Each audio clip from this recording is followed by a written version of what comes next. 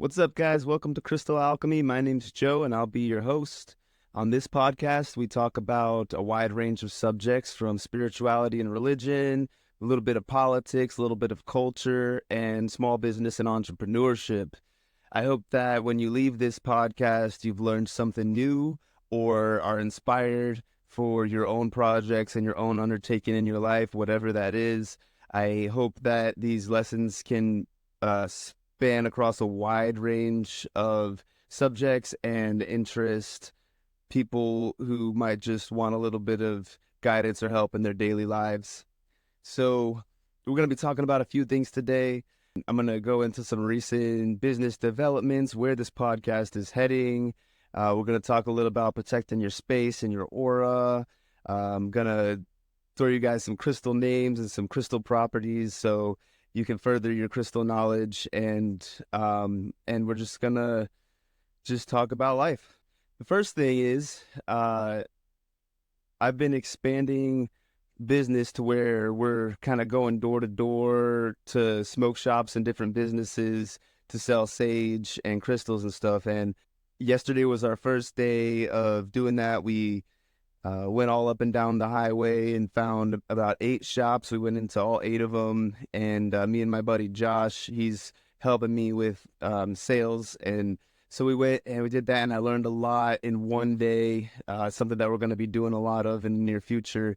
I learned a lot in one day. He learned a lot in one day, a lot about the spirit of entrepreneurship that's currently going on right now. There's a lot of people who are in your community maybe that you don't even know of or know about that are starting up these businesses that want to connect, that want to network with each other. And I think it's a good idea to get out there if you're a small business and start talking to other business owners where you guys might be able to collaborate and building up a community and a base in your local community, and just bringing everybody together so that way everybody can benefit and kind of mix resources and grow together, because we have to organize as small businesses in order to really grow. And the more people that you know, the better. We're trying to work out a system to where we're selling to, or at least contacting and starting building relationships with all the smoke shops in the area. And we're going to try to expand through the state, and who knows where things will lead from there. But after our first day, it felt very good, and there's definitely a growing culture of small entrepreneurship. And so I've been doing this for about 5 years now. I'm by no means a veteran. I haven't made $1 million yet. I'm not somebody who can tell you, this is how to make $1 million or anything, but I can offer some insight into how being a small business owner has been, some of the pitfalls, some of the positives, and just some of the mindsets that kind of naturally come with being responsible for a business in this economy and everything over a period of time, and really working with nothing, with grassroots and just organic exposure, and and uh and so, yeah, we've all got a lot to learn, and so I hope that I can help inspire on the journey. So I do know a lot of successful business owners, and I've already talked to quite a few about coming on and joining us for this podcast, and they've agreed. And so in the near future, I'm going to be having all types of awesome guests on. One of my guests is going to be my dad's wife. She is like number 3 of all the real estate agents in America for Remax, and she's number 1 for being a small business, as in she doesn't have a huge team working for her. It's just her and just 2 other people, and they're all in the family. It's a small business, and so she's got a relationship with Jesus Christ, and she bases her success on that, and she's got a lot of really neat ways to save, a lot of financial, I don't want to say advice, because we're not financial advisors, but just some stories and some ways that you can grow with your business, you can grow with your life and your spirituality. And also I've got one of my trusted friends who is also a dealer of crystals. He's been in the game for a long time, and he is really knowledgeable on stuff like stocks. He's knowledgeable on trading and all different types of business, and also does real estate. And so I've learned over time that these different businesses that operate, if they're operating at a high level, there's pretty much standard um, procedures and protocols and different moralities that you have, such as really just being a person of your word, loyalty, kind of your reputation is everything when you're a small business, and just building up positive relationships that flow over long term. Any kind of business venture should be seen more like a marathon rather than a sprint. And really, it's key to not get upset or overwhelmed when things don't go your way, because there's so many times that things are not going to go your way. It's really a trial and error process, and the fun is in the journey and learning it. The destination is not the end goal, because there is no end destination. It's just when you get into the world of anything, when you get into any world, when you step into anything that's got a culture, that's got a past, especially something like just entrepreneurship is, from the beginning of mankind, something that we've always done. And so when you get into anything like that, it's really a lifelong journey and not a means to an end. You really shouldn't get into business with the idea that we're going to build something just to get rid of it, unless that's the way that you make money, and that's how you do business, is creating businesses to sell them. That's a whole venture that you can go on as well. But again, that in itself is a lifelong kind of journey where you're always learning. It's a slow learning process. Nothing happens overnight. Everything does take repetitive doing the same thing over and getting a little bit better. So you're like a tumbleweed that's flowing through the desert, and you're just picking up little pieces as you go. And then by the end of it, you're this big tumbleweed that is unstoppable. Take those little signs from the universe, those little sparks and ideas. When you do them, when you follow through on them, and they go well, and it's like, this is great. And then something happens, a little failure happens, and you decide, this isn't right. This isn't for me. It's like those failure moments. It's a wave. Those failure moments are what make the big picture happen. And so if you are consistently doing things, you're consistently going to have ups and downs. And so the key is to do more and just really figure out how you can do more of whatever's working, and just keep doing it, because and keep your mind open, because as you are on this journey, things are going to come in, different ideas, different ways of doing things, and it's your job to grab onto those ideas, to grab hold, and to make them manifest. And so yeah, we're going to be having guests on that can talk to you about business, about finance, about saving. Saving is huge. I've learned a lot from these folks. Something that I've been doing recently is putting any money that I make, you have to be really disciplined with it, because sometimes you really need the money for something, but you have to say, this is not for this. We can do without it for now. But what you do is you put your money into like 3 different areas, 3 different accounts. This is just what I do. This is not any financial advice, but it's really helped me, because I've never been able to save money. I've never been able to even save possessions or anything for most of my life. And so this is something new to me, and something that's been helping me is to put the money in a few different places. I've been putting a little bit of money into crypto, and that's my do not touch money. And it's just like, different stocks like Bitcoin, Ethereum, Solana, that have like just an upward trend. They're pretty safe, and just like not touching that. You don't touch that. And then whenever you get cash, put a little bit of cash away. Don't touch most of the cash, or any of the cash, really, depending on how you want to do the savings. And then just have like 1 or 2 cards that have separate amounts of cash on them. and do your best to use one of them for just your bills.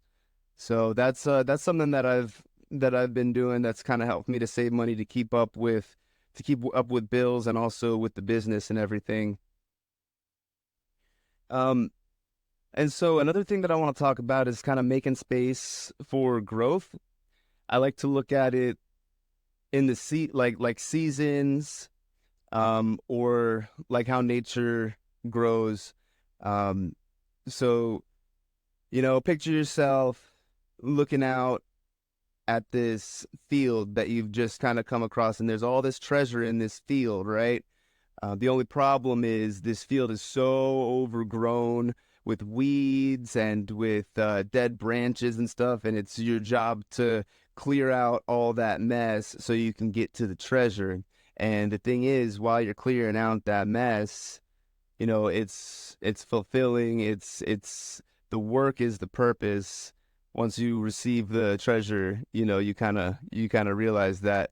Um, and so those weeds, those dead branches and everything, that is representative of all of the dead end relationships, all of the vices and habits that you've got that when you do them, you're consumed by them and there's no growth happening. So, for example, even video games, if you play video games for a couple hours a day, nothing against video games or anything, but if you have the time to play video games for 2 hours, 3 hours a day, or if you're scrolling on TikTok for 2 to 3 hours a day or anything like that, you have time to put energy towards something that's going to grow. And it takes some discipline to kind of realize which habits. So just kind of sit down and analyze what you do with your hours a day, and how many hours are devoted to what, and realize there's only 24 hours a day. And most healthy people spend about 8 of those each night sleeping, 6 to 8 of those hours sleeping. And so that really only leaves 18 hours to do or 16 hours to do whatever it is that you need to do to make your life and the life of those around you the best that they can be. And so really sitting down, a lot of this is taking notes, self notes, and figuring out what is it that I'm doing with my time. Could my time be spent more wisely doing things that lead to growth? Could my time be spent um, maybe with my loved ones and developing more deep connections? Because in the end, that's all we have is other people. Would we even really exist if it wasn't for other people who were here? It'd be a pretty lonely existence. So strengthening those relationships is important. If you're an entrepreneur, especially are if you have the free time to be scrolling TikTok and Instagram and all that, then you have the time to be creating content. And so one thing you can do if you don't want to go and shoot a bunch of content or create a video or anything is you can go through your gallery and all of the stuff that you've got enough content in your gallery already that either you've posted before or you haven't even posted, that you could go ahead and make some reels real quick and push them out. You can go on a software like Video Leap, which is what I use for my reels and stuff for my social media, and just upload a few pictures, pick out a cool template, and write some hashtags. And you got a nice post for you should be posting a couple times a day on social media, no matter what your business is, just to get the word out there. It's free advertisement, and if you're not making use of it, then you're missing out on the biggest opportunity of a lifetime. This is new, in terms of business. A few years ago, it was a lot harder. You had to compile a huge email list, which I still do suggest. It definitely does help to have an email list of all your customers, but back in the day, you'd really have to try harder to advertise. You have to pay a lot for advertisements, and a lot of it would be local. And now you can just broadcast to the whole world free of charge. And so you should be taking full advantage of that opportunity daily to make sure that you're reaching the max amount of people as possible. People know that you're still relevant and that you even exist. Don't ever think that you're posting too much. the way that the algorithms work is you won't be blowing up somebody's feed if you post a whole bunch of times. It'll just go to a bunch of different people's feed. And if it's interesting stuff that people interact with, they'll continue to interact with and show your content to more people. So make sure that you're putting out, quality content, but it doesn't take a whole long time to create a good quality reel or piece of content. And I can reference you to some tutorials and videos, and I might even make some myself if there's the need for that. And so another thing that comes with making space for growth is analyzing the relationships and the people that you have around you. They say that you are a product of the five people that you hang around. That's a saying that everybody's heard and everybody hears, and it's really true. And I had to go into isolation, into cave mode for a little bit to really understand that, because I've been around people my whole life. I grew up in a pretty big household with always a bunch of kids, and not a whole lot, but I was always around people. Always had people next to me, my little brother, my little sister, cousins. And so when I got out of the house, I went and I started living with friends. I always had friends around me for years, and it was a while before I even had my own place for even a short amount of time. And just recently, within the past, it's been about, I think, I can't even remember. I think I've been here a year.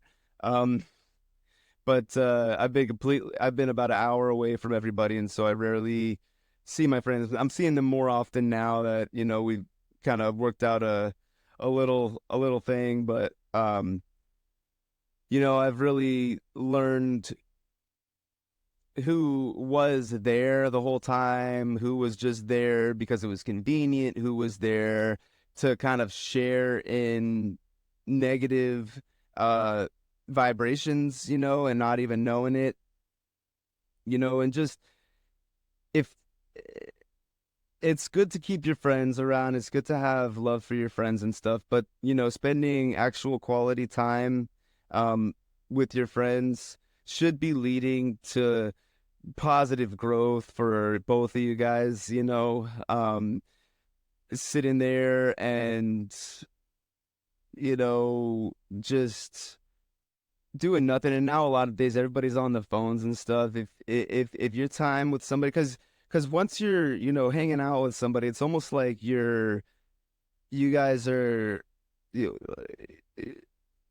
almost confined to like do things together and stuff. And so it's really important that the people that you keep around and that you're with on a regular basis are doing things with you that help to motivate you, that either help you with your dream or help you with your health, or you can go to, and you guys can grow mentally. If you have, like, I've got a really good friend of mine who we just call each other and we just talk, and we just kind of like have like a little bit of, I guess you could say, like a little bit of therapy, because we understand each other, and we can help each other through our problems and stuff. And so every friend is going to be different, in terms of what kind of value they can provide to your life. And you don't want to make your friendships transactional, like, oh, they provide this and I provide that, and stuff like that. But you do want to make sure that when you leave your friend's house, or wherever you hung out, or did your thing, that you leave and there was some growth made, that you guys kind of could learn and progress in some way. And pay attention to how you feel when you're hanging out. If you're constantly annoyed by somebody or something, that raises your stress levels. You should probably limit the amount of exposure that you give yourself. And if you're in a situation where you have to be around somebody who is maybe like causing like an anxiety, or a like you're with a coworker and you have to work with them and stuff, um you know be sure to take some self time to go and meditate, to go and ground, to kind of just get some fresh air, and and reset and recognize that you are your own person, that you don't have to like feed off of another person's energy and always come to their level. It's good to meet people where they're at and to, meet people at their level, but at the same time, sometimes you have to maintain your own level and just kind of go with the flow until the interaction is over. Um, and doing that as well, will kind of increase your strength and people start to get hints and stuff. If you don't feel like you're valued in what you do, then you're a sovereign person and you have the right to do as you please, really. If you feel like you're not uh, being appreciated, you should figure out ways to where you within yourself, because if somebody else is showing that they're not appreciating you and you are letting them kind of walk all over you, then you're opening yourself up for loss of confidence. Your self-esteem goes down. You start losing energy. Like, we are really social creatures, and the way that we interact with each other, really affects each other. So, just do your best to kind of limit the interactions you have with people who make you feel belittled or anything like that. If you, for instance, have a skill or something and you put all your love into this, and say an opportunity comes up and you look at it like an opportunity and you're all excited and everything, and you get there and the boss or the person you're working for or doing work for just does not appreciate it, just does not, is kind of treating you like you're below them or something. You have the full right to just be like, you know what, this opportunity isn't going to work out. It's going to lead to things in the future. If you patterns, they continue. People show their true colors pretty upfront.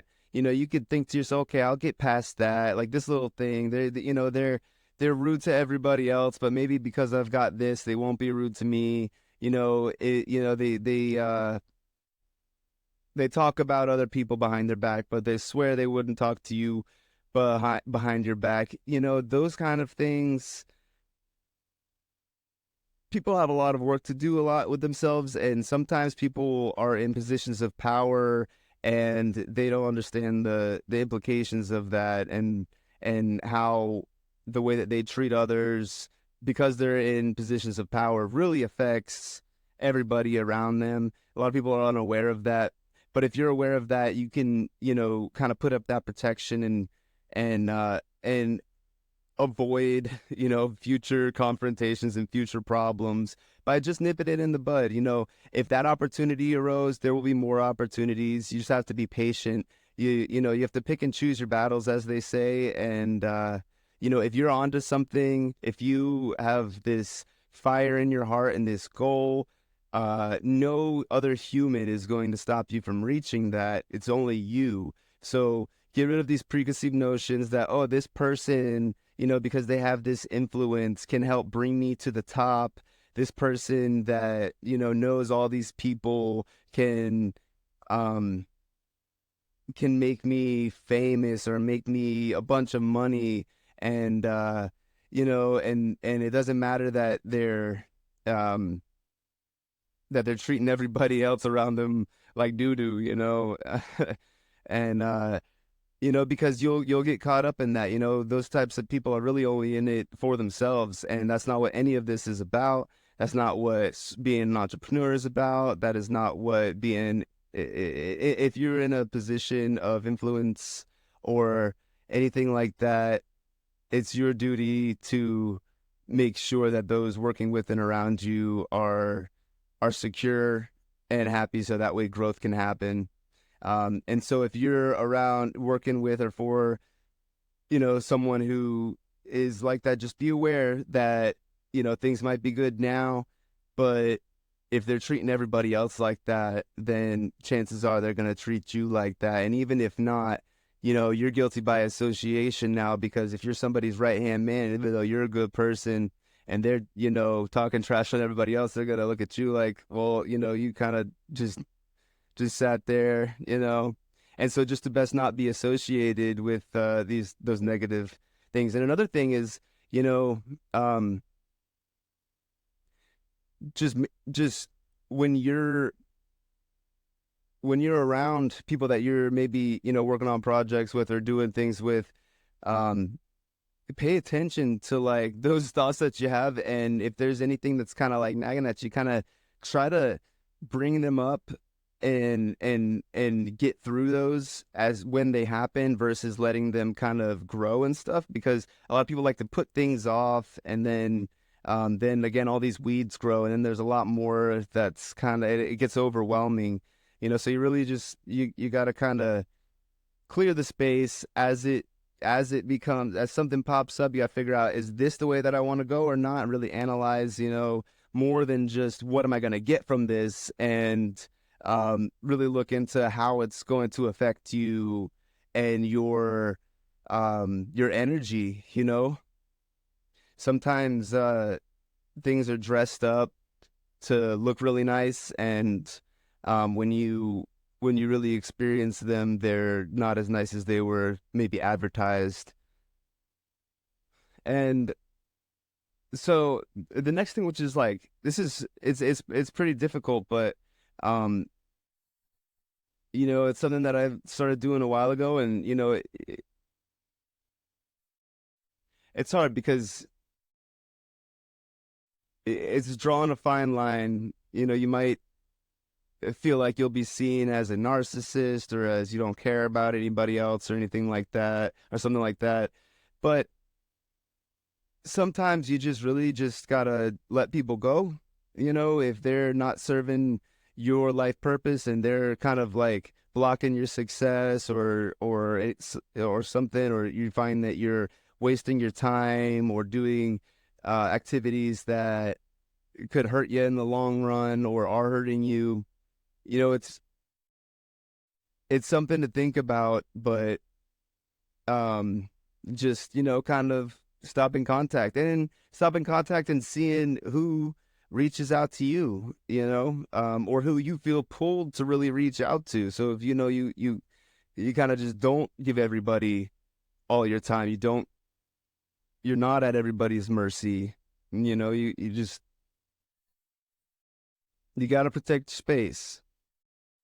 And a lot of that protecting your space is literal as well. you know um the space that you reside in. Things hold energy, so things that should be discarded, old trash, old dishes and stuff, if they're, piling up on the sink or through the house, or if there's, um, like messes everywhere, just cleaning up, doing what you can, like taking that, like getting the motivation to just start cleaning and clean a little bit. It can help you to organize your mind and your thoughts. I know a lot of people kind of use that as a meditation and to clean. Um, Now, crystals are pretty cool. Crystals are pretty cool. Um, a great crystal that's good for kind of going deep and really meditating on what's going to be good for you, what's protective, is black tourmaline. It's the ultimate protection stone. It's got piezoelectric properties, so that means when friction happens or when it's squeezed, it emits an electric spark. It interacts with your own body's electricity and the magnetic field and all that, and kind of retunes you to the grounded state. And a lot of people carry them around just daily as a way to kind of protect them from bad vibes. People put them up in front of their door to protect from unwanted visitors. I've heard people put a black tourmaline at their doorway and nobody comes through that day, because it just keeps away bad energy and bad vibes. And so, you know, just let it flow. So yeah, pretty soon, one of the next episodes we're going to be doing, I'm going to be doing with a guitar tech and a musician friend who's also got a podcast, Antech. I think his podcast is called Antech on Deck. And we're going to go deep. He's going to do an interview with me. I'm going to ask him a few questions. We're going to both release it on our channels, and I think it's going to be a real good time. Soon after that, I'm going to be releasing episodes with a couple different entrepreneurs to kind of help you guys with some different tips and tricks on how you can expand your business, how you can help, and then also some different meditations. So, um, so if you've never done meditation, you say, I don't know how to meditate, where do I start?